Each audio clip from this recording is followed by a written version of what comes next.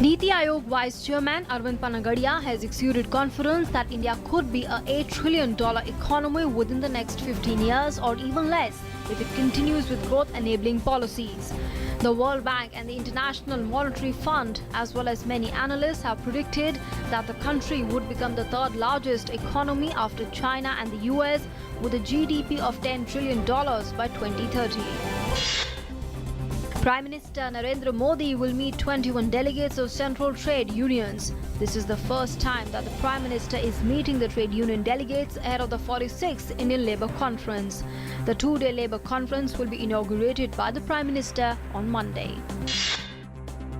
A 46-year-old Indian national who was held in China for alleged terror links was released and deported back. Rajiv Mohan Kolsch, who travelled along with 19 other foreigners from Gift of the Givers, a South African charity, was taken into custody in China's Inner Mongolia province on 10th July for allegedly watching videos of a banned terror group in the hotel rooms. Allahabad High Court has ordered the Greater Noida authorities to return 589 hectares of land belonging to the farmers from Patwari village within a month. The court said if Greater Noida authorities fail to implement its order within a month, then Chairman and CEO of Greater Noida will face charges under contempt of court. In another violation of ceasefire in Jammu and Kashmir, Pakistani troops targeted several Indian positions along the line of control in Poonch today. Last night, the Pakistani forces had attacked Naushera sector in Rajouri district. Passengers booking Tatkal train tickets will not be required to show an identity proof anymore, as railways have decided to discontinue with this provision. The modified provision is expected to come into effect by 1st September. Eid ul-Fitr will mark the culmination of the fasting month of Ramadan is being celebrated across the country.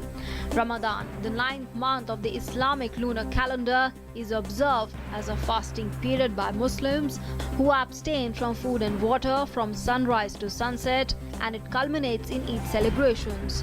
President Pranab Mukherjee, Vice President Hamid Ansari and Prime Minister Narendra Modi have extended their Eid wishes to the people.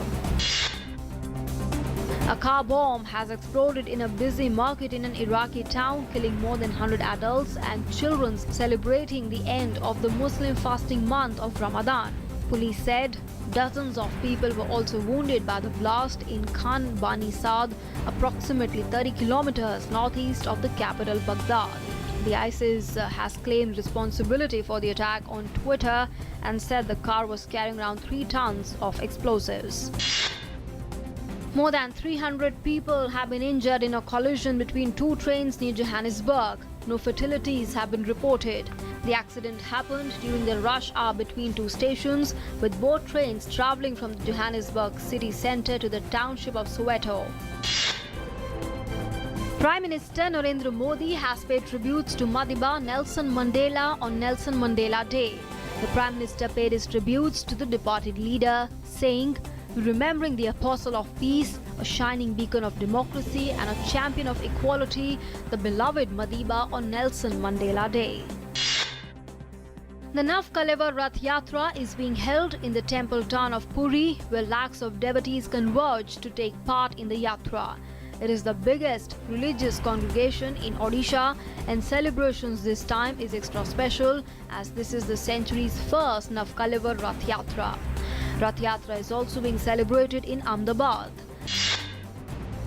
Shubham Jaglan, a 10-year-old son of a milkman from rural Haryana, scripted a scintillating one-stroke win at the Junior World Golf Championships in San Diego. Jaglan had a 3-day total of 7 under 179 at the Fountain Course of the World Resort. He defeated Australia's Jeffrey Yu Guan by 1 stroke after cutting a final round 60. French Formula One driver Jules Bianchi has died 9 months after suffering severe head injuries in a crash at the 2014 Japanese Grand Prix. The 25-year-old had been in a coma since crashing his Marussia car into a recovery vehicle in wet conditions in Suzuka last October. Greece and and its creditors can formally start talks on the country's third bailout after the necessary Eurozone parliament gave their backing.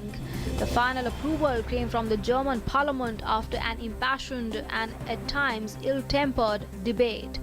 A €7 billion bridging loan has also been confirmed for Monday when Greece has big debt repayments to make.